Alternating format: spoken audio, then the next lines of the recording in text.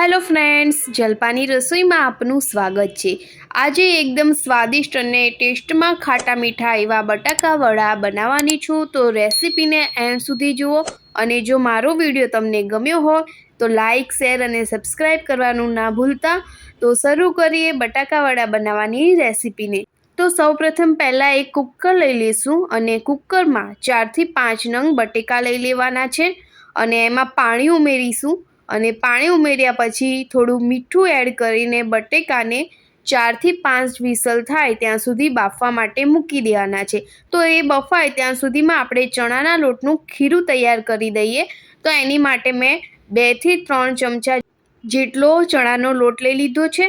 એમાં થોડી હિંગ નાખીશું અને સ્વાદ મુજબ મીઠું એડ કરી એમાં પાણી ઉમેરીશું। તો પાણી થોડું ઉમેરીને એનું ખીરું તૈયાર કરીશું। તો આવી રીતે બધું જ મિક્સ કરી દઈશું અને ખીરું એકદમ પાતળું ના થઈ જાય એનું ધ્યાન રાખવાનું। જો પાતળું થઈ જશે તો જે મસાલાની ગોળીઓ બનાવીશું એની ઉપર સારી રીતે ચણાનો લોટ રહેશે નહીં, માટે આ રીતનું બેટર બનાવવાનું છે, થોડું જાડું રાખવાનું। તો એના પછી આપણા બટેકા બફાઈ ગયા છે, એને મેં છાલ ઉતારી દીધેલી છે। હવે આપણે એક બાઉલમાં લઈ લઈશું અને બાઉલમાં લઈને બટેકાને મેશ કરી દેવાના છે। તો બટેકા ગરમ હોય ત્યારે જ એને આવી રીતે મેશ કરી દેવાના। જો ઠંડા મેશ કરશો તો બટેકા ચીકાશવાળા થઈ જશે અને આપણો મસાલો જે બનાવીશું એ પણ ચીકણો થઈ જશે। તો ગરમ હોય ત્યારે જ મેશ કરી દેવાના। હવે થોડીવાર માટે બટેકાને ઠંડા થવા દેવાના છે। એના પછી તલ એમાં એડ કરી દઈશું, વરિયાળી એડ કરીશું અને લીલા મરચાંની પેસ્ટને એડ કરવાની છે। તમે તમારી તીખાશ પ્રમાણે લઈ શકો છો। એના પછી થોડી ખાંડને એડ કરીશું અને થોડી હળદર એડ કરીશું। હળદર ઓપ્શનલ છે, તમે સ્કીપ કરી શકો છો।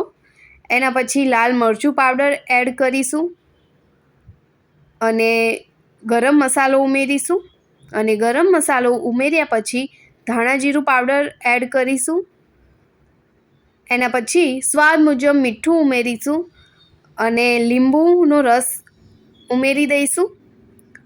તો ખાટા મીઠા હોય તો બટેકા વડા ખૂબ જ ટેસ્ટી લાગે છે।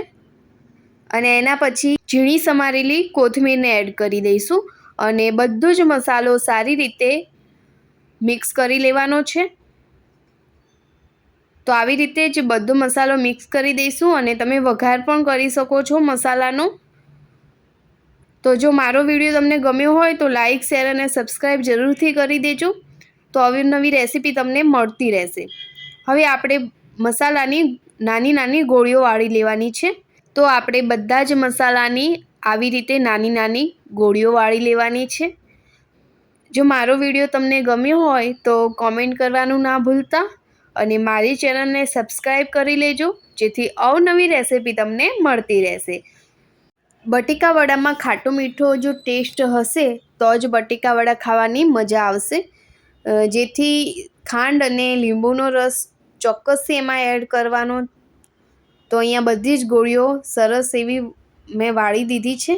એના પછી તેને તળવા માટે કડાઈમાં તેલ ગરમ કરી દઈશું અને તેલ ગરમ કર્યા પછી જે ખીરું આપણે તૈયાર કર્યું હતું ચણાના લોટનું, એમાં 1 ચમચો ગરમ તેલ ઉમેરી દઈશું અને ખૂબ જ સારી રીતે હલાવી દઈશું। અને મેં અહીંયા ખાવાનો સોડા સહેજ પણ યુઝ કર્યો નથી, તો પણ એકદમ સરસ મજાના પોચા બટેકા વડા બનશે। તો આવી રીતે ગોળીઓને ખીરામાં એડ કરી દેવાની અને ઉપરથી કવર કરી દેવાનું છે, એકદમ ડબોળી દેવાની છે ગોળીઓને ખીરામાં। એના પછી આવી રીતે આપણે તેલમાં તળવા માટે મૂકી દઈશું। તો આવી રીતે સહેજ પણ ગોળીઓ જે બનાવેલી છે કોરી ના રહી જાય એવી રીતે ડબોળીને જ મૂકવાની અને આપણા બટેકા વડા લાઇટ બ્રાઉન કલરના થાય ત્યાં સુધી તળવા દેવાના છે। વધારે તળાઈ ના જાય અને બળી ના જાય એનું ધ્યાન રાખવાનું છે। તો અહીંયા આપણા બટેકા વડા તૈયાર થઈ ગયા છે તળીને। હવે સર્વિંગ પ્લેટમાં કેચઅપ સાથે સર્વ કરી દઈશું। તો સરસ એવા સ્વાદિષ્ટ અને ટેસ્ટમાં ખાટા મીઠા એવા આપણા બટેકા વડા તૈયાર છે। તો આવી રીતે તમે પણ ટ્રાય કરજો અને મારી ચેનલને સબસ્ક્રાઈબ, લાઇક અને શેર જરૂરથી કરતા જાઓ।